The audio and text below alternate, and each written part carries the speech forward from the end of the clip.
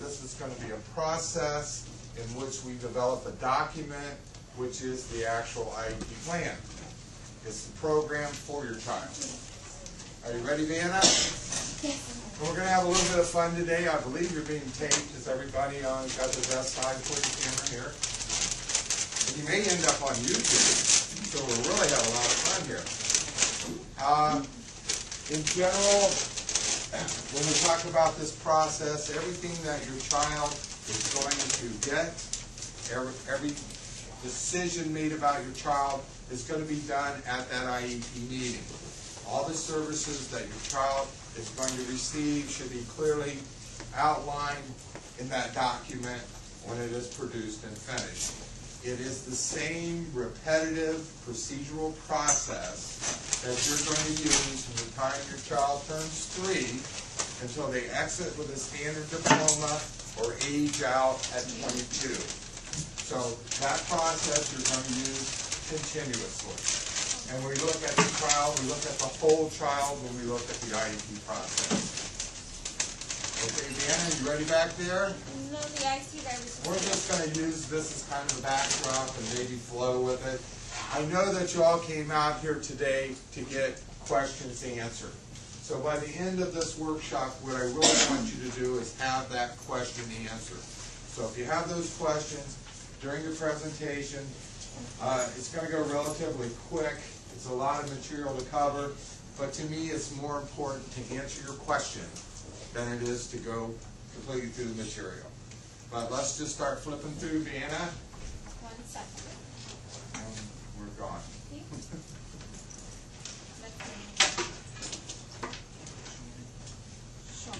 And we're back. And so hit the first one. The Family Network on Disabilities is the one that's putting on this conference today. We're family driven, we're a nonprofit. All the services that we provide to you are absolutely free to you. And they're being provided by parents of children with disabilities. So I've been through this process. My youngest son, age of 6 months, spinal meningitis, hydrocephalus, water on the brain, had to have a shunt installed. And he lost 90-95% of his hearing. My son became deaf. They told me he would never be able to read above a 3rd grade level because he was deaf. Going into the 3rd grade, they said they didn't have the services in the neighborhood school for my son. Then they told me they didn't have the services within our county. So they put my little boy on a bus in the 3rd grade, and they shipped him to a neighboring county, which put my child on the bus for 5 hours a day just to go to school. Removed him from his community to another county. So I had to learn what my procedural safeguards are, including the IEP process, everything else that we're teaching you here today, and become my child's advocate and apply those things to my son. I got him returned back to the school. He would have attended if he didn't have a disability in a regular education environment with all the supports and services the law said he was entitled to. Consequently, my little boy graduated high school honors AP courses with an AB average, went on to do 2 years of college, is now living independently, married with 2 sons of his own in North Carolina, and off my couch. And that's what we all want for our children. We want them to be gainfully employed, living independently, and pursuing their own quality of life. We're not attorneys. They really get upset if we're going out there practicing law without a license. What we're providing you is information that is in the public domain. It's out there for anybody to find. When I first began, before Al Gore invented the internet, we had to use these things that used to have cords attached to them. You know, there was a dial like that. Telephone, I had to go out there and use the phone book. I had to go out there and find that information. Today, you have the instant gratification of information 24 hours a day, 7 days a week. But as a parent, you're going to be the advocate for this child. So you need to have that knowledge. And in knowledge, there is power in participating. But you have to be part of the process. You have to be involved. And we're talking about public education. Public schools are what we make them. And that takes parent involvement, and that takes more than once a year. You have to get out there, you have to be involved, you have to support the school and support your teacher. And we know those are really hard things to do sometimes, being a parent of children with disabilities. But if you want to be successful, that's what we need to do. So here are the principles of IDEA. And when we look at the provision of a free, appropriate public education, or FAPE. That is the basis of the IEP process. Under the 14th Amendment to the Constitution, all citizens of the United States are entitled to certain civil rights and liberties, and among those is the right to a free public education at public expense, no cost to you.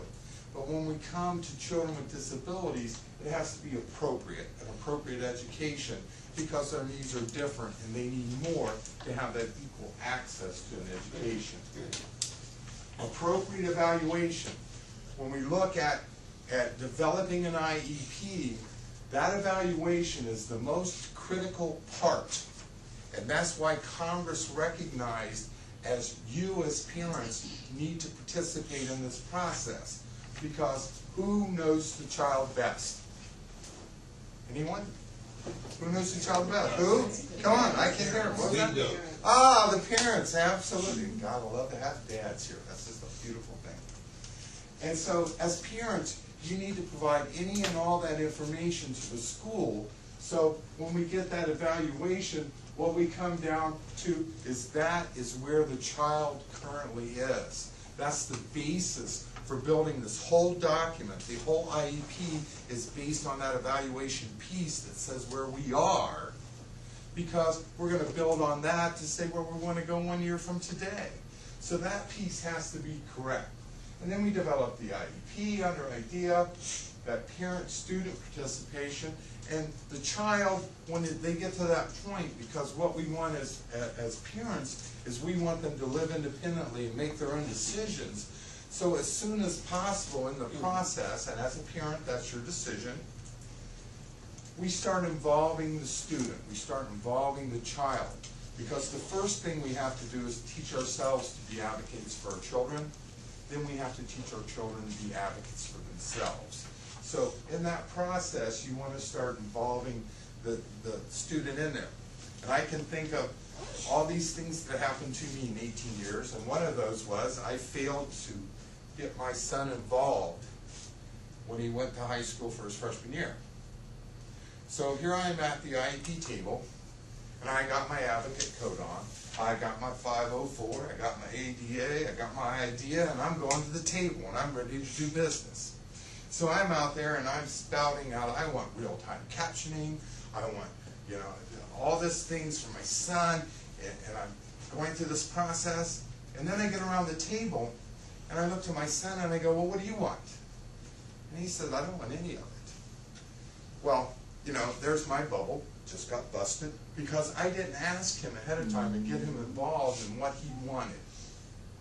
The hardest thing to take wasn't the fact that he didn't want everything I wanted for him. The hardest thing to take was the smirks on all the professionals' faces at the table because the big bad advocate just got shot down because he did not involve his son in the process. And he was right. He didn't want the full-time one-on-one aid. He didn't want all this assistive technology. He just wanted his hearing aids, his FM trainer, and he wanted a specially designed instruction when he needed it. And he went on and he was very successful. Like I said, he's off my couch. And he's got two just like him, too. And that's what I really like. And then we have the right to be taught in a least restrictive environment, meaning to the maximum extent appropriate. A child with a disability shall be taught alongside their non-disabled peers, and that is taught. So where are we taught? In a classroom. So when we really look at least restrictive environment, we're looking at being taught within a classroom setting and providing those services. The rest of the school environment is a given. I have a right to participate in assemblies, I have a right to transportation, I have a right to participate in after-school activities, a right to go to lunch. All those are given. So when we're really looking at least restrictive environment, when we're talking about IDEA, we're looking at being taught alongside non-disabled peers, those kids in the classroom, with use of those supplemental aids and services that are non-exhaustive. So it's really got to be based on need, okay? And then your procedural safeguards. Never ever do I allow my staff to use the word fight. What we do is we exercise our procedural safeguards as parents. We're always nice. You got to leave the emotions at home. And yes, mothers, I know how hard that is.